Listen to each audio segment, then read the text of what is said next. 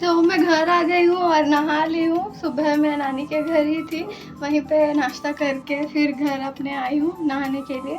और वहीं पे पोछा वगैरह हर चीज़ हो गया है। तो मम्मी अब प्रसाद बनाने का तैयारी कर रही है।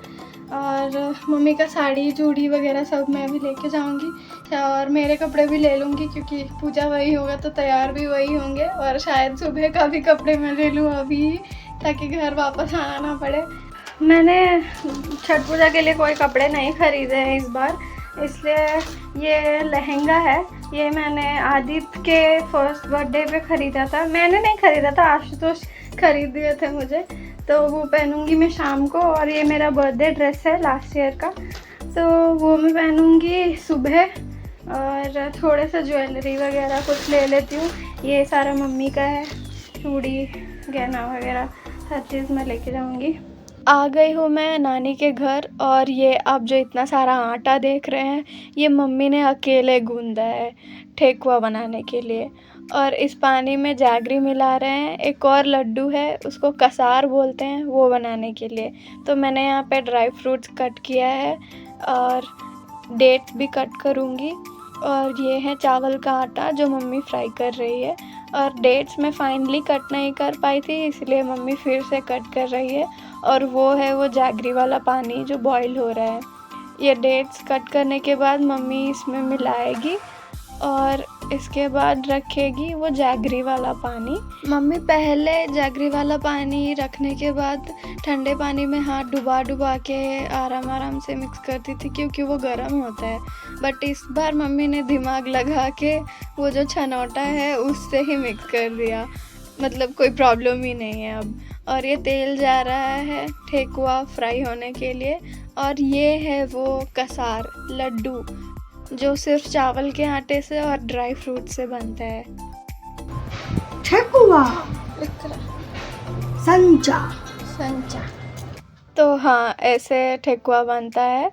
वो संचा को यूज़ करके ऐसा फ्लावर जैसा शेप देते हैं सारे ठेकुआ में।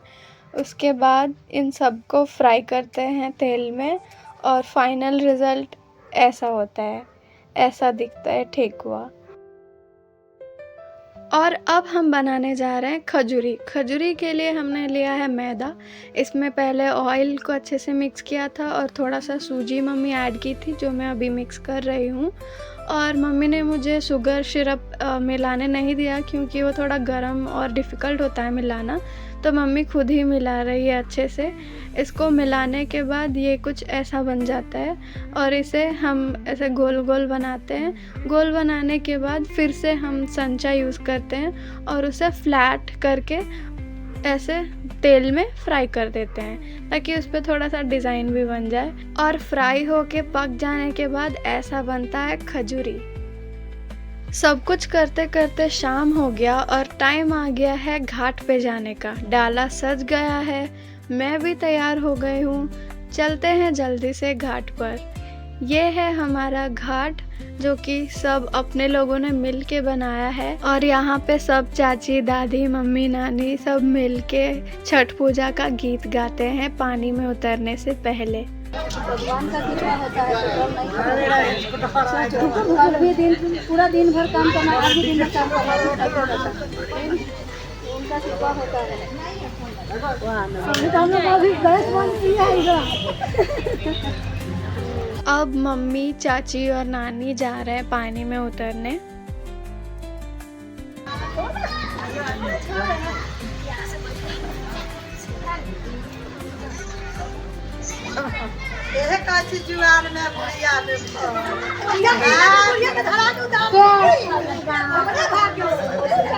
नानी यहाँ पे बोल रही है कि यही होता है बूढ़े और जवान में फ़र्क, क्योंकि चाची वहाँ पे नानी को बिना मदद किए पानी में उतर गए ना, इसलिए नानी उनको मजाक मजाक में चिढ़ा रही है। पानी में उतरने के बाद सब डुबकी लगाते हैं 5 बार।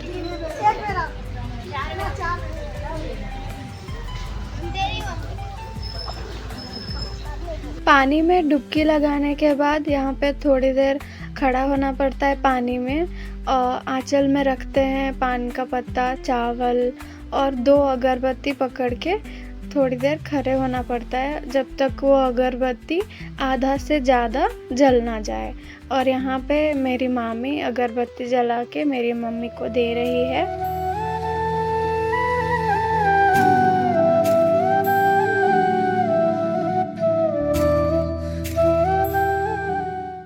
खड़े होने का टाइम ख़त्म होने के बाद भगवान को प्रणाम करके फिर से 1-2 बार डुबकी लगाते हैं पानी में ताकि शरीर भींगा रहे। उसके बाद लेते हैं अर्घ। ऐसे आंचल में ही, हर चीज़ आंचल में ही होता है। और आप देखेंगे आगे जाके कि प्रसाद भी हमें आंचल में ही लेना होता है। और ये आंचल को मेरी मामी टीक रही है, मतलब कि आंचल में 5 बार सिंदूर लगाते हैं। उसके बाद फिर से सेम चीज़ें रखते हैं और फिर हाथ में जाता है अर्घ। अभी आप देखेंगे मेरी मामी अर्घ देगी हाथ में मेरी मम्मी के, और अभी सिंदूर भी लगाएगी 5 बार। तो नाक पर से माथे पर तक सिंदूर लगता है और ये अर्घ ऐसे भगवान को हम अर्पित करते हैं और थोड़ा थोड़ा पानी में उसको भिंगाते हैं। सारा फल भीगना नहीं चाहिए। और अब मेरी मम्मी ले रही है दूसरा अर्घ। अर्घ एक्चुअली क्या होता है कि किसी इंसान के लिए कोई विश मांगी जाती है तो माँ या फिर पत्नी, आई गेस माँ ही, बोलते हैं कि अगर ये विश पूरी हो गई तो मैं छठी मैया के लिए छठ पूजा करूँगी। तो ऐसे किसी इंसान के लिए कोई विश पूरी हो जाती है तो उनके माँ या फिर उनके पत्नी छठ पूजा करते हैं और आगे भी हर चीज़ अच्छा हो उसकी कामना करते हैं। तो मेरी दादी के लिए भी अर्घ उठता था, मेरी माँ करती थी। एक्चुअली वो दादी करते हैं तभी दादी करना बंद कर देंगे तो मेरी माँ करेगी, ऐसा है।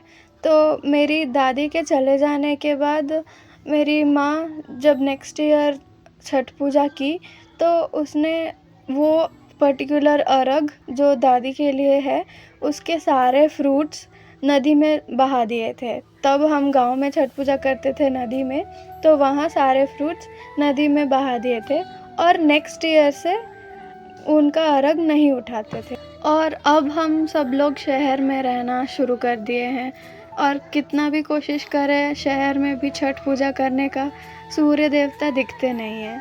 ना ही सूर्योदय के समय दिखते हैं और ना ही सूर्यास्त के समय दिखते हैं। और गांव में वही अगर हम छठ पूजा करें तो दोनों टाइम दिखेंगे, क्योंकि या तो हम नदी में करेंगे या तो घर के सामने ही ऐसे गड्ढा खन के हम कर सकते हैं। तो दोनों टाइम सूर्य देवता हमें दिखते हैं। तो ये थोड़ा छोटा सा प्रॉब्लम है जो हम फेस करते हैं शहर में रहने वाले। तो फाइनली सारा अर्घ देने के बाद मम्मी लोग फिर से 3-4 डुबकी लगाते हैं पानी में, उसके बाद निकल जाते हैं।